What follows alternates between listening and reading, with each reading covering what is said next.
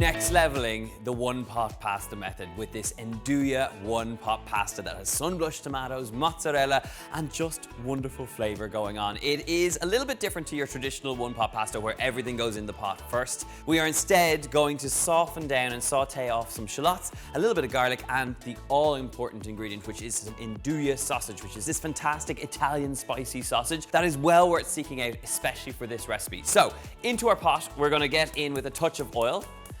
Straight in there with some finely chopped shallot. Now I'm using shallot here, but you could just as well use a normal onion. You could use spring onions, but why I'm using the shallot is because I really like the sweetness that works quite well with the induye sausage. We're going to soften this down with a little pinch of salt, but it will help dry out any moisture in those onions and give you a lovely sweet finish. And you're going to soften them down just for a few minutes. So the next step is to add a little bit of induye sausage. When you slice into it, it's more kind of like a spreadable chorizo. That's how I would describe it. But it's an Italian salumi, basically, that's spreadable. And you can have it on pizza, you could have it on crusty bread. So I'm just going to press this straight into our pot. And we're going to break it up with a wooden spoon. About half this sausage is all we're going to need. And for all the Italians who are probably getting upset by this method already, I will note that this is not an Italian recipe, this is a one-pot pasta. So back away from the comment section, I can feel your little fingers going for it. Sorry, I've been burnt by the Italians in the past. So we've got our beautiful induye coming up to temperature, and as you start to kind of apply heat to it, it'll start to break up. So just take your time with the wooden spoon and make sure that it kind of goes to a nice, pulpy, gorgeous, fatty mess. That's exactly what we're after here. I'm gonna add in a touch of garlic, some finely chopped garlic goes in. Give that a stir through, and you just want the garlic to become nice and aromatic before we add in our pasta. So we've got some rigatoni here. You can use any short pasta shape you like. Penne would work here if you don't have rigatoni. We're gonna give that a stir through just to get it coated in all those lovely flavors. Our next ingredient in is a little touch of passata. So about half a jar of passata goes in here. And to this, another little kind of secret one-pot pasta ingredient is some sun-blushed tomatoes. These are slightly different to a sun-dried tomato, which is much more of an intense flavor. These are somewhere between an oven-roasted tomato and a sun-dried tomato, and they are a powerhouse of flavor. So I'm gonna add about half of these sun-blushed tomatoes in here. And then it's just a case of giving that a good stir up.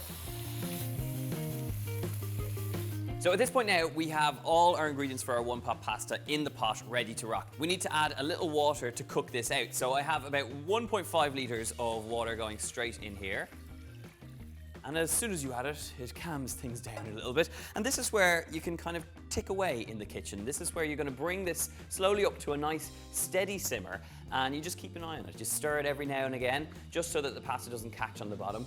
And you can kind of potter away in the kitchen as you do other things. As you make a little bit of garlic bread, you could pour yourself a glass of wine. It's up to you. But essentially, it's going to take you about 10 minutes, just to the point where that pasta is nice and al dente. And when we get there, my little last touch is some mozzarella cheese, but we'll talk about it once this is nicely cooked through. So bring it up to a nice simmer and let's get cooking.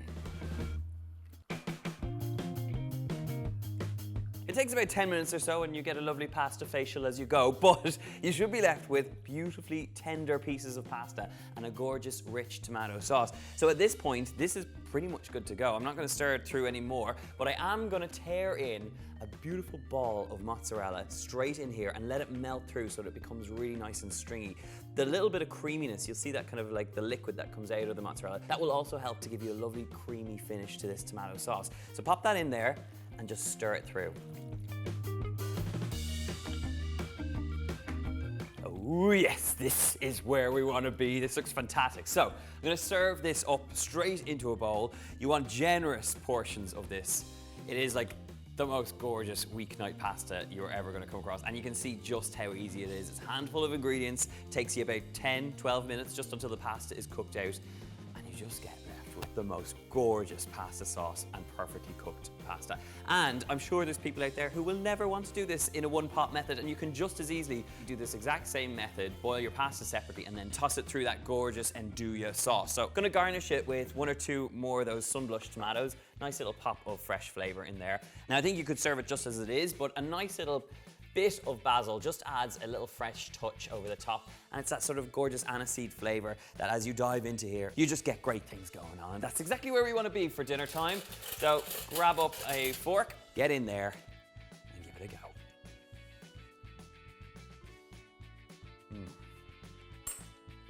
The fact that this has all happened in one pot and you have this rip-roaring flavor assault on your tongue going on is such a fantastic thing. You get this rich tomato sauce that kind of builds with the heat that you get from the induye. You get that mozzarella, which has added that sort of stringy, cheesy, creamy thing going on there.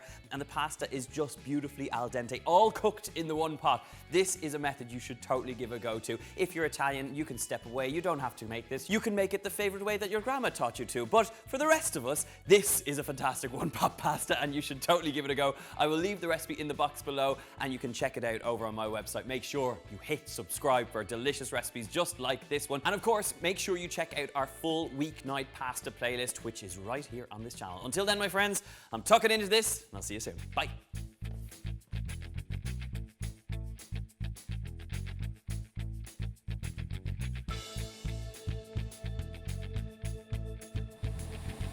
I feel like he's doing that on purpose.